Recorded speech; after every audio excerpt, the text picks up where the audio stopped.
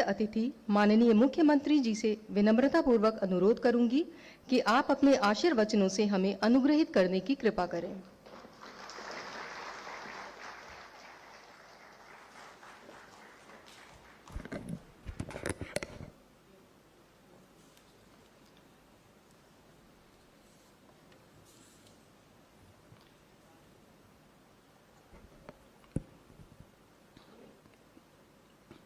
SGPCI में विभिन्न परियोजनाओं के लोकार्पण और शिलान्यास के लिए आयोजित आज के इस समारोह में मंच पर उपस्थित प्रदेश सरकार में मंत्रिमंडल के मेरे वरिष्ठ सहयोगी, उप मुख्यमंत्री एवं चिकित्सा शिक्षा विभाग के मंत्री श्री ब्रजेश पाठक जी, चिकित्सा स्वास्थ्य और चिकित्सा शिक्षा के राज्य मंत्री श्री मयंकेश्वर शरण सिंह जी, प्रदेश के मुख्य सचिव श्री मनोज कुमार सिंह जी, प्रमुख सचिव चिकित्सा शिक्षा एवं स्वास्थ्य एवं परिवार कल्याण श्री पार्थ सारथी सेन शर्मा जी, संस्थापक एवं अध्यक्ष Saloni Heart Foundation USA Shrimati Mrinalini Seth ji, doctor B Mohan Reddy ji, SGPCI के director professor RK Dhiman ji, professor Shaleen Kumar ji, SGPCI के हमारे सभी यहाँ के आचार्यगण, चिकित्सक शिक्षकगण, यहाँ के सभी छात्र छात्राएं, सलोनी फाउंडेशन से जुड़े हुए अन्य सभी US से आए हुए सदस्यगण और जिन्होंने अतिरिक्त रुचि लेकर के इस कार्यक्रम को आगे बढ़ाने में अपना योगदान दिया। ऐसे जब यह कार्यक्रम मूर्त रूप लेने की ओर अग्रसर हो रहा था, उस समय प्रोफेसर धीमन के साथ में जो लोग लगे थे, श्री अवनीश कुमार अवस्थी जी, श्री अरविंद कुमार जी, विभाग के अन्य हमारे अधिकारीगण और उपस्थित बहनों और भाइयों, मैं सबसे पहले SGPCI को एक साथ 1147 करोड़ रुपए की इन परियोजनाओं के लिए दीपावली के ठीक पहले SGPCI में ये सब नई परियोजनाएं जुड़ रही हैं, इसके लिए हृदय से बधाई देता हूं। और एक साथ इतनी योजनाएं आपके साथ जुड़ रही हैं जो देश के एक प्रतिष्ठित संस्थान के रूप में SGPCI की पहचान को बनाने में महत्वपूर्ण भूमिका का निर्वहन करेगा, जिसमें एडवांस पीडियाट्रिक सेंटर का है, एडवांस डायबिटिक सेंटर का है, इसका भी लोकार्पण आज हुआ है, टेली ICU का है, सलोनी हार्ट सेंटर का है और साथ ही यहाँ पर एक रेन बसेरा और एक हॉस्टल जो मेडिकल टेक्नोलॉजी से संबंधित 200 छात्रों के रहने की व्यवस्था का माध्यम बनेगा। इन सब का आज यहाँ पर लोकार्पण और शिलान्यास का कार्यक्रम संपन्न हुआ है। यह SGPCI की एक शानदार यात्रा को आगे बढ़ाने के लिए SGPCI के साथ सरकार के द्वारा तमाम धर्मार्थ और सामाजिक संगठनों के योगदान से आपकी क्षमता कैपेसिटी बिल्डिंग की दृष्टि से किए गए प्रयास का हिस्सा है। और इस शानदार यात्रा के लिए मैं आप सबका, जितने भी यहाँ के हमारे प्रोफेसर्स हैं, यहाँ के चिकित्सक शिक्षक हैं, उनके सहयोगी कार्मिक हैं, इन सब का मैं हृदय से अभिनंदन करता हूं। आप सबके प्रति मैं हृदय से बधाई देता हूं।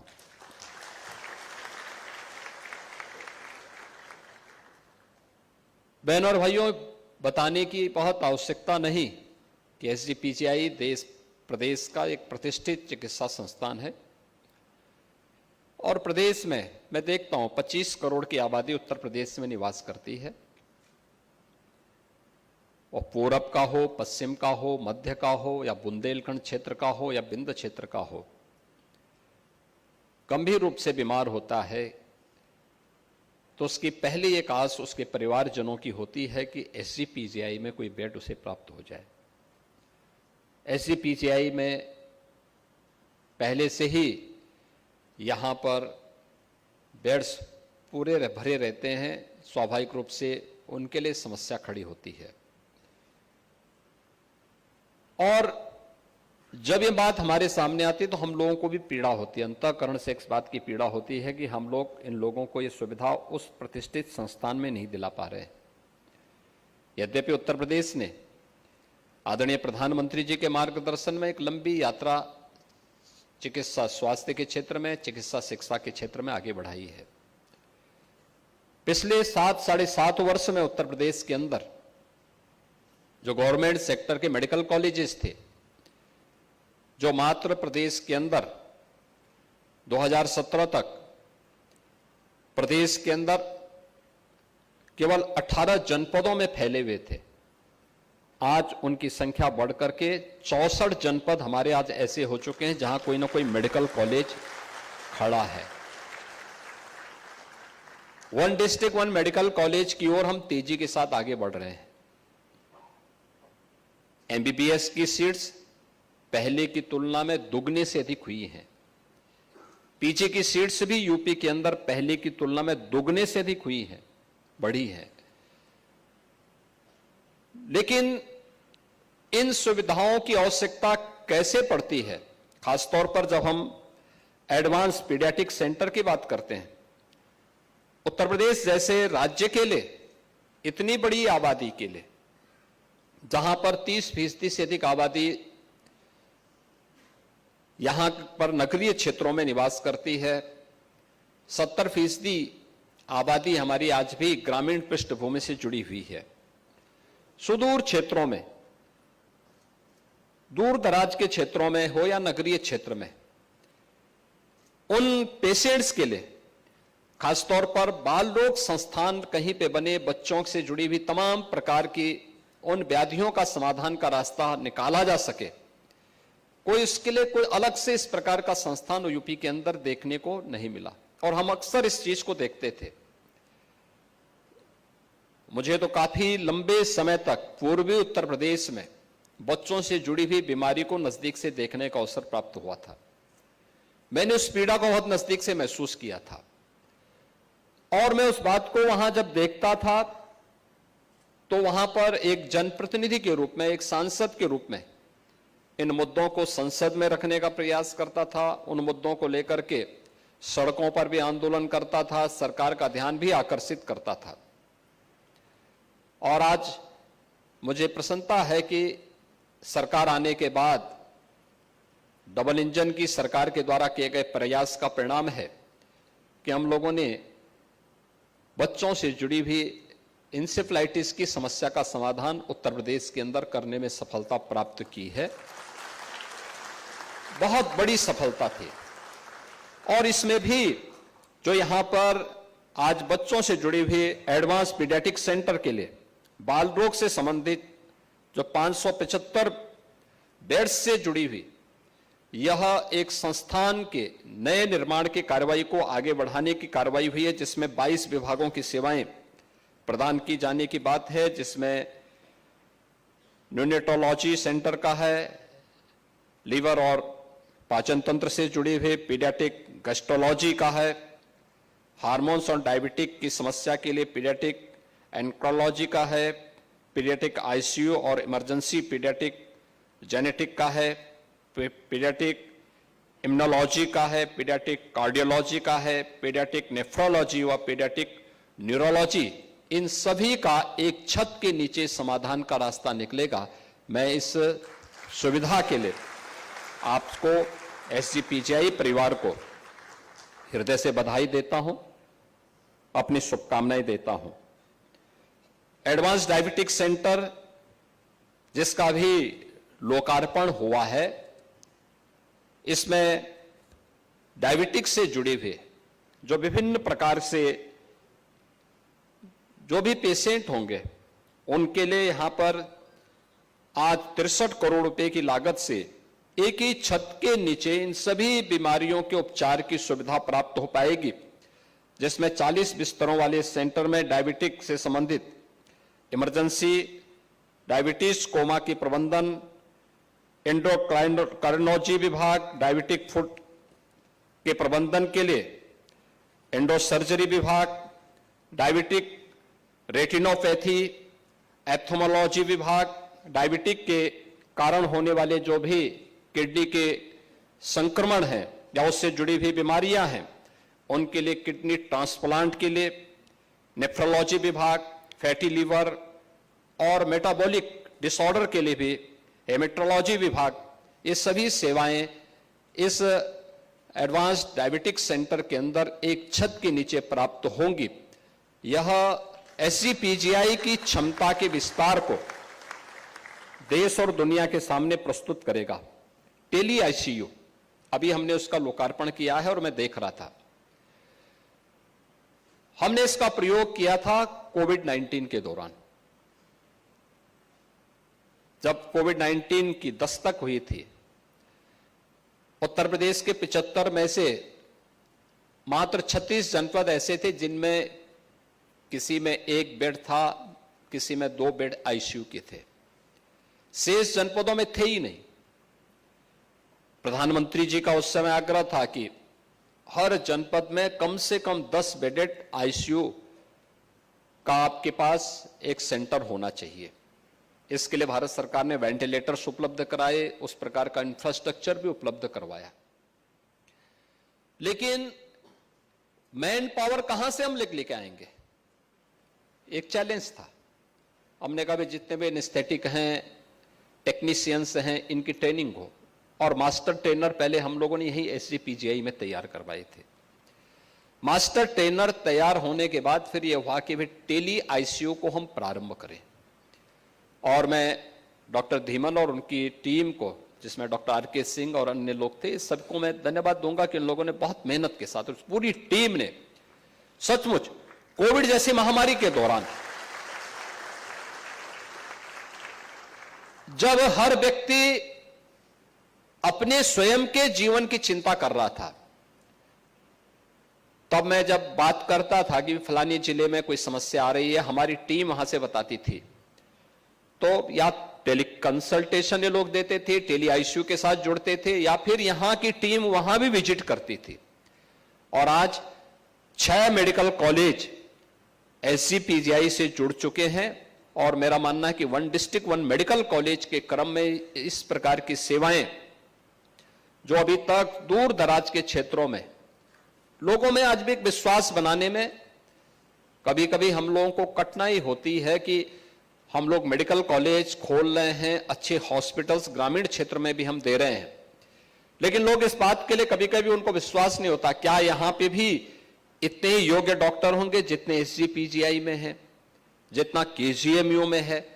हम लोगों को बोलना पड़ता कि हाँ ये सब सुविधा है आज, और मेरा मानना है कि टेक्नोलॉजी है, तो अगर हम उन दूर दराज के क्षेत्रों में इस सुविधा को देने में सफल होंगे, एसजीपीजीआई का लोड भी कम होगा। आपका जो भार है, जो अक्सर कभी कभी विवाद की स्थिति पैदा होती है, वह विवाद की स्थिति पैदा नहीं होगी और अनावश्यक दबाव में कार्य नहीं करना पड़ेगा। और इसके लिए आवश्यक है कि हम दूर दराज के क्षेत्रों में टेक्नोलॉजी का उपयोग करके टेली कंसल्टेशन से टेली आईसीयू की सुविधा आदि दे करके इस सुविधा को आगे बढ़ा सकते हैं। आज 6 मेडिकल कॉलेज इससे जुड़े हैं। मेरा पूरा विश्वास है हम धीरे धीरे करके इस सुविधा का विस्तार करके हर मेडिकल कॉलेज को अगर इसके साथ जोड़ पाएंगे तो सचमुच इससे हम प्रदेश के हजारों पेशेंट्स को प्रतिदिन सुविधाएं उपलब्ध कराने में इससे मदद मिलेगी। मैं धन्यवाद दूंगा सलोनी हार्ट फाउंडेशन का, श्रीमती मिलानी सेठ जी का और उनकी पूरी टीम का। ये लोग यूएस में रहते हैं। हमें फरवरी 2023 में अपना उत्तर प्रदेश का ग्लोबल इन्वेस्टर समिट करना था। इन्वेस्टर समिट के पहले ये बात सामने आई कि उत्तर प्रदेश की टीम दुनिया के अलग अलग देशों में भी जाकर के इन्वेस्टमेंट को आमंत्रित करे। और इस दिशा से जब हम लोगों ने यूएस जो टीम भेजी थी, उसमें श्रीमती मृणालिनी सेठ जी ने और उनके परिवार के सदस्यों ने, उनकी टीम के सदस्यों ने इच्छा व्यक्त की कि हम लोग एक एडवांस पीडियाट्रिक हार्ट सेंटर की स्थापना करना चाहते हैं, और अगर उत्तर प्रदेश इसके लिए सहमत हो तो हम लोग एक एमओयू करना चाहते हैं। और मैं उस समय ये लोग उन्हें आश्वस्त तो किए, लेकिन यहां आकर के जो टीम वहां गई थी उन्होंने कहा कि ये कैसे हो पाएगा। हमने कहा भी क्यों नहीं, आप एसजीपीजीआई से संपर्क करिए, एसजीपीजीआई करेगा। और जितनी जल्दी यहां से हम लोगों ने इन्हें संदेश भेजा, उतनी जल्दी इनकी टीम सलोनी हार्ट फाउंडेशन की टीम यहां पर आई, और यहां पर आकर श्रीमती मृणालिनी सेठ जी ने, उनके परिवार के सदस्यों ने, इनके टीम के सदस्यों ने यहां पर आकर विजिट किया, और इन्होंने देखा कि एसजीपीजीआई, पहले इन लोगों को लगता था संभवतः यूपी में इसके लिए तैयारी नहीं हो पाएगी, लेकिन प्रोफेसर आर के धीमन जी ने और उनकी टीम ने पहले विजिट में उनके मन को पूरी तरह मोह लिया और उन्हें एसजीपीजीआई की तरफ आकर्षित कर लिया, फर्स्ट विजिट में ही। इसीलिए कहा जाता है ना, फर्स्ट इंप्रेशन जो होता है वो बहुत महत्वपूर्ण होता है, और इंप्रेशन इस दिशा से एसजीपीजीआई के लिए बहुत उपयोगी सिद्ध हुआ कि आज सलोनी हार्ट फाउंडेशन यहां पर सहयोग करने के लिए तैयार है। और फर्स्ट फेज में जो 36 बेडेड यहां पे पीडियाट्रिक हार्ट सेंटर की स्थापना होनी थी, वह प्रारंभ हो चुका है। अभी हम उस सेंटर का विजिट करके आए हैं। सेकेंड फेज के कार्यक्रम के लिए आज एमओयू यहां पर हुआ है, जिसमें 200 बेडेड हॉस्पिटल्स यहां पे बन करके इस कार्यक्रम को तेजी के साथ आगे बढ़ाएगा। एक नया दृष्टिकोण के साथ यहां पर उन बच्चों के साथ जो नवजात शिशु हैं, जिनमें इस प्रकार की बीमारी होती है, पहले से ही पेट से, जन्म से उनके साथ जुड़ जाती है, उनके बेहतर उपचार का एक सेंटर यहां पर प्राप्त होगा। और इसमें डॉक्टर बी मोहन रेड्डी, जो टीप division of paediatric cardio thoracic surgery, university of California के यूएस से यहां पर पधारे हैं, मैं उनका हृदय से अभिनंदन करूंगा, डॉक्टर बी मोहन रेड्डी का। और वह यहां एसजीपीजीआई के इस टीम के साथ मिलकर के इस कार्यक्रम को आगे बढ़ाएगा। मैं सलोनी हार्ट फाउंडेशन को इस पूरे कार्यक्रम को आगे बढ़ाने के लिए और इसमें अपनी प्रतिबद्धता को आगे बढ़ाने के लिए संभवतः सीएसआर से या किसी सामाजिक संस्था के द्वारा उत्तर प्रदेश के किसी मेडिकल कॉलेज या किसी संस्थान को दी जाने वाली सबसे बड़ी सहायता है। मैं इसके लिए श्रीमती मृणालिनी सेठ जी और उनके जितने भी सहयोगी हैं, इन सबको मैं हृदय से धन्यवाद देता हूं, इनका अभिनंदन भी करता हूं और उत्तर प्रदेश वासियों के ओर से धन्यवाद देता हूं। इसके साथ ही यहां पर, यानी जो यहां पर ये सेंटर बनेगा, इसमें तमाम प्रकार की हमें सुविधाएं प्राप्त होंगी। यहां के बच्चों को सुपर स्पेशलिटी की डिग्री प्राप्त होने, डीएम और एमसीएच की डिग्री प्राप्त होने में मदद मिलेगी। तमाम डिप्लोमा के कोर्सेज भी इसके माध्यम से आगे बढ़ पाएंगे। और साथ साथ यहां पर पहले चरण में जो 5000 बच्चों के ऑपरेशन के द्वारा यहां पर 10,000 बच्चों की दवाइयों और उपचार के लिए यह 200 बेडेड विश्व स्तरीय सुविधा यहां पर इनके माध्यम से, फाउंडेशन के माध्यम से यहां पर प्राप्त होगी। और एसजीपीजीआई के साथ जुड़ने से गवर्नमेंट को भी इस सहायता को और मजबूती के साथ आगे बढ़ाने में, गवर्नमेंट और सीएसआर का मद और सामाजिक संस्थाएं एक साथ जुड़ जाएंगे तो उसका लाभ कई गुना बढ़ सकता है, और ये हम लोग यहां पे करके दिखाएंगे। मैं श्रीमती मृणालिनी सेठ जी को और सलोनी फाउंडेशन को, जिन्होंने अपनी पुत्री की स्मृति में बनाया है, मैं उनको इस बात को आश्वस्त करता हूं कि उत्तर प्रदेश सरकार उनकी पुत्री की स्मृति को जीवंत बना के रखेगी और इस कार्यक्रम को मजबूती के साथ आगे बढ़ाने के लिए जितना भी सहयोग करने की आवश्यकता पड़ेगी, राज्य सरकार उसमें शेष सहयोग करेगी। इसके साथ ही यहां पे एक रेन बसेरा का भी आज शिलान्यास होने जा रहा है।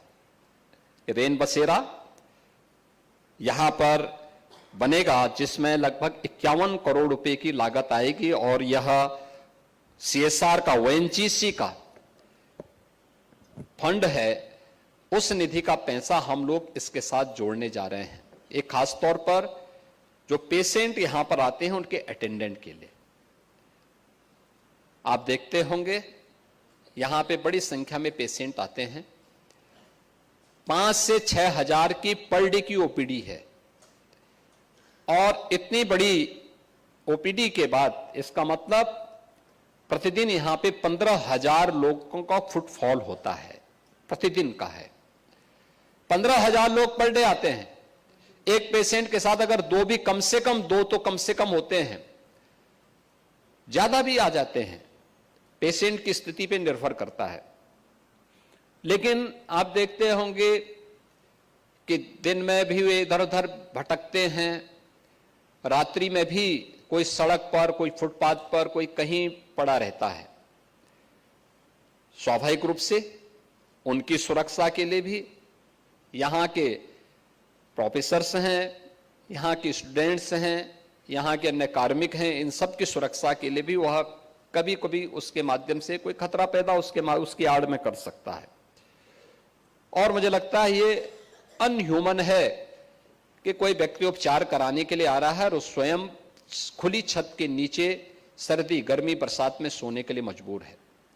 मैं पिछले दिनों जब यहां आया था तो मैंने यहां पे देखा था कि रात्रि के समय तमाम पेशेंट के अटेंडेंट बाहर सड़कों पे लेटे हुए थे। तो मैंने उस समय प्रोफेसर धीमन जी से कहा, मैंने कहा ये सब क्यों लेटे हुए हैं? तो उन्होंने कहा हमारे पास जो क्षमता है उसके अनुसार है। लेकिन उसी दिन मैं गया और मैंने भारत सरकार के पेट्रोलियम मिनिस्टर से बातचीत किया।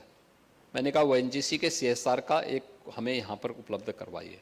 और मैं धन्यवाद दूंगा भारत सरकार के पेट्रोलियम मंत्री को कि उन्होंने, श्री हरदीप पुरी जी को, कि उन्होंने तत्काल प्रधानमंत्री जी की प्रेरणा से एक रेन बसेरा यहां पे स्वीकृत किया है और इसमें 51 करोड़ रुपए उन्होंने SGPGI के नाम पे तत्काल उपलब्ध करवाए। 1000 पेशेंट के अटेंडेंट को यह सुविधा छत उपलब्ध करवा देगा। इसमें पार्किंग भी होगा, इसमें एक कैंटीन भी होगी, कैंटीन जिसमें सस्ता भोजन 15 रुपए 20 रुपए में उनको भरपेट भोजन प्राप्त हो सके, इस प्रकार की सुविधा यहां पर दी जाएगी। और 1000 पेशेंट के अटेंडेंट को यहां पर हम सिर ढकने के लिए सुविधा उपलब्ध करवा पाएंगे। तो यह एक सुविधा यहां पर उपलब्ध हो रही है। एक हॉस्टल मेडिकल टेक्नोलॉजी के 200 छात्रों के लिए यहां पर भी उसका निर्माण कार्य पूरा हो चुका है और इसमें तमाम अन्य जो सुविधाएं हो चुकी हैं वह भी पूर्ण हो चुकी हैं। सबका आज यहां पर एक साथ लोकार्पण भी हुआ है, शिलान्यास भी हुआ है। इतनी सारी सुविधाएं एक साथ SGPGI को एक साथ प्राप्त हो रही हैं। संभवतः SGPGI के इतिहास में जब SGPGI बना होगा उस समय या तो इतनी सुविधाएं प्राप्त हुई होंगी या आज इस बार उपलब्ध हो रही हैं। मुझे लगता है कि यह टीम जो वर्तमान में SGPGI में कार्यरत है, अपनी सेवाएं प्रदान कर रही हैं या अध्ययन और अध्यापन दोनों के साथ जुड़ी हुई है। ये टीम सौभाग्यशाली है क्योंकि संस्थान व्यक्ति के कार्यों के अनुसार संस्थान को भी और व्यक्ति को भी यशस्वी बनाता है। अगर हमारे कार्य से संस्थान यशस्वी बनता है तो हमारा कार्य भी यशस्वी होता है, यश का हम भागीदार बनते हैं। हमारे कार्य से संस्थान का यश गिरता है तो हम भी अपयश के भागीदार बनते हैं।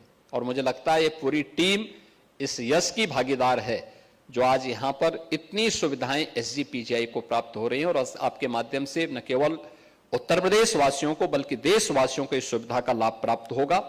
इसके लिए आपके जो कार्य हैं वे सराहनीय रहे होंगे। इसीलिए यहां पर US के किसी कोने में सलोनी फाउंडेशन बैठ करके वहां कार्य कर रहा है, लेकिन उन्होंने उत्तर प्रदेश में अपना सहयोग प्रदान किया। और अब तक मैं कहता हूं कि सबसे बड़ा CSR का यह सहयोग उत्तर प्रदेश के किसी संस्थान को प्राप्त हुआ है तो SGPGI को प्राप्त हुआ है। मैं आज के इस अवसर पर एक बार फिर से SGPGI को इन सभी योजनाओं के लिए बधाई देता हूं। सलोनी फाउंडेशन को इस सहयोग के लिए हृदय से धन्यवाद देता हूं और विश्वास व्यक्त करता हूं कि कार्य समयबद्ध तरीके से आगे बने, आगे चले। और यहां पर राज्य सरकार के स्तर पर भी जो भी सहयोग इस प्रतिष्ठित संस्थान को आगे बढ़ाने में सरकार के स्तर पर होगा। सरकार उसको भरपूर मदद करेगी। आप सबके प्रति मेरी मंगलमय शुभकामनाएं, दीपावली की मंगलमय शुभकामनाएं आप सबके प्रति। धन्यवाद। जय हिंद।